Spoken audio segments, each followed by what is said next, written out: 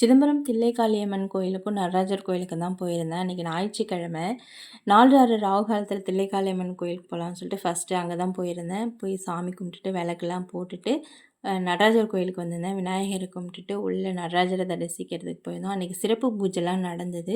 நல்லபடியாக சாமிலாம் கும்பிட்டு முடிச்சுட்டு வெளியில் வந்தோம்.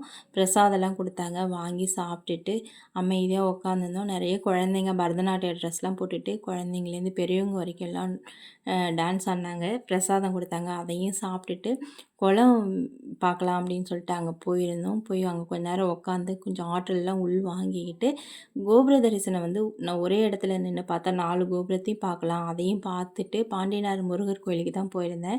பங்குனி உத்திரத்துக்கு எல்லாம் க்ளீன் பண்ணிக்கிட்டு இருந்தாங்க. சாமி பார்க்க முடியல. டான்ஸ்லாம் ஆடிட்டு இருந்தாங்க. வந்து நான் மறுபடியும் உட்காந்து கொஞ்ச நேரம் பார்த்துட்டு எப்போ போனாலும் இந்த கடைக்கு போகாமல் வரமாட்டேன். இங்கே குட்டி குட்டி சிலைங்க, புக்கு, குத்து விளக்கு, உருளி, துளசி விளக்கு எல்லாமே பார்க்கறதுக்கு சூப்பராக இருக்கும். குட்டியாக ஒரு சாமி சிலைலாம் இருந்துச்சு. குட்டியாக முருகர் சிலை வாங்கலான்னு போனேன். எனக்கு கிடைக்கல. அப்புறம் லக்ஷ்மி மட்டும் கிடைச்சாங்க. அது மட்டும் வாங்கிட்டு வந்துட்டேன். பிடிச்சிருந்தா சப்ஸ்கிரைப் பண்ணுங்கள். தேங்க்யூ.